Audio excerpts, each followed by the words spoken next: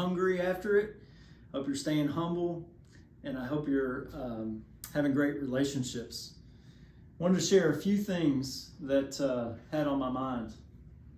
Remember 2 weeks ago or 3 weeks ago, we talked about the 4 foundational freedoms. Well, if you remember, the number one freedom that you have to start with is time. It's not money, it's not purpose, it's time.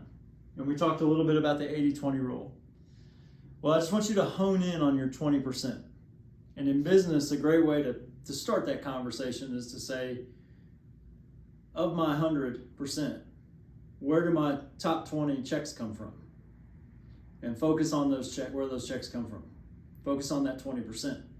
And then over time, what you'll do is you'll say, okay, I have a new set, I have a new standard, and it's in this 20%.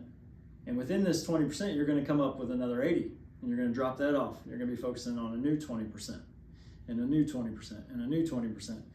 And so we keep refining ourselves that way. So think about that as you're going throughout your day, as you're doing your lead generation. Where are you spending your effort and your time, and what kind of results are you getting by that time? Another way to think about this more tangibly is to say, if I've got a young individual, let's say they're in high school and they want to play the next level of sports. Well, maybe they want to play collegiate sports and they want to go on and do something else. But maybe they want to play pro sports. Well, if we have a young person that wants to play pro sports, am I going to put him with the 80% of coaches that can get them to the college level? Or am I going to put him with the 20% of coaches, the 1 or 2 that can get them to the pro level? They're going to have the same amount of time, the same amount of energy into what they're doing. One path is going to get them to the pros, one path is going to get them to collegiate. So be thinking about that. Like, what are we spending our time on? How are we most utilizing that 20% of our effort? Then I want to think about, what is success?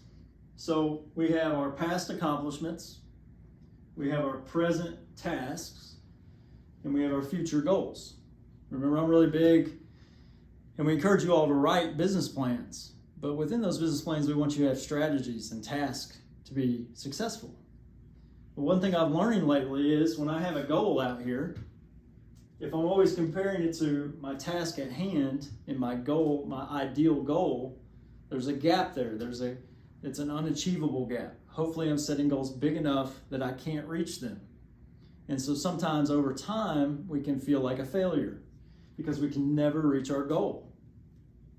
So instead, I want you to look at your gain, which is looking at your current task versus where you came from. Okay? So we've got our goal, we've got our carrot out there that we're chasing, but instead of looking at success here, I want you to look at success here. Where did I come from and where am I today? And that'll start to change our thinking. Another way to look at that is, let's say you have 2 runners running a mile. Runner A, let's say, runs it in 6 minutes. Runner B runs it in 12 minutes. So is runner A twice as fast? Is runner A twice the runner? Well, I think it all depends on where you start from. Where did they come from? Runner B may have been a couch potato that did the walk to run challenge. Maybe they started a 30-minute mile walking, and now they're up to a 12. So you could say their gain is really big. Maybe runner A was a world athlete that used to run 4.5-minute miles, and now they run 6. So you could say, well, that's actually a decrease, a loss. So we always have to look at where we came from and what our goal is to be able to say we've gained and we've had success in this certain area of our life. Anyway, I hope these are some nuggets that you can chew on, you can think on over the next few weeks. I'll be gone. Erica, is delivering our 4th. We're really excited about that. Maria's got you covered for the next few weeks with the broker meetings. But if you need anything, feel free to reach out and I'll get back to you as fast as I can. Make it a great weekend and go grow some relationships. See you guys.